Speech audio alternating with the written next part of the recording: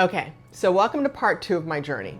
So now you know all about how in August of 2024, I felt as though I had fallen off a cliff. Because again, that's exactly what it felt like. But I'm now calling that period my midlife breakdown. It wasn't a mental or emotional breakdown, and it wasn't really a midlife crisis. It was kind of a combination of the two. It was a period of having no idea what was in store for my future, but still believing or hoping that there was something. Although there was a point when I wondered if I was supposed to work at all.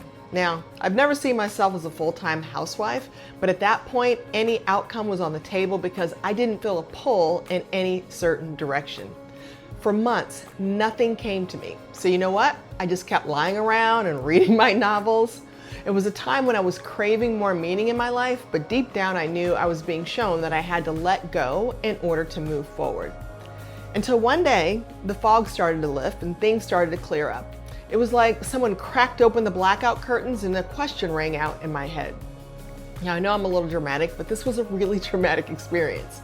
The question was, if you can't go back, then what does your future look like? What do you want?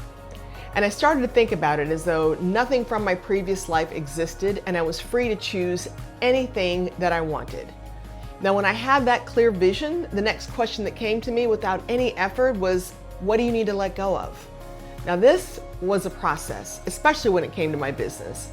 In the end, I choose to let go of 20 years of work, my coaching business, my clients, my courses, my lead magnets, everything, because I was no longer connected to any of it anymore.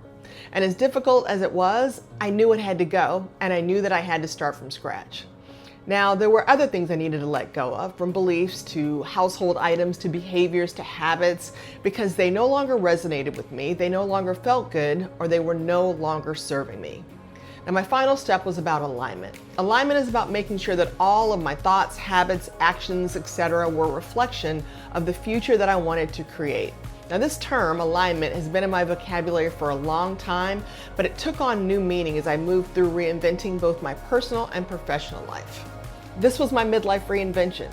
3 simple steps, a pivot, and a framework. Well, actually 2 frameworks. I'm going to introduce those frameworks in the next video.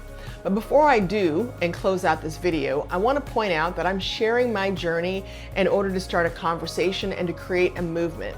If you're feeling unsettled or feeling like you want more or asking, is this all there is?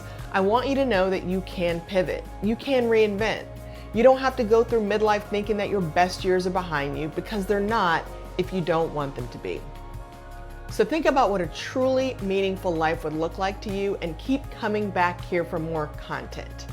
In the meantime, if you want to learn more about the midlife breakdown, the signs that you might be going through one, and what to do if you are, you can grab my free audiobook in the link below, or just go to coachkathywilson.com/the guide to get it. I'd love to hear your comments below. Are you having a similar experience? And also, how are you feeling about midlife? Just drop your comments and I'll see you in the next video where I'm going to break down the 2 frameworks.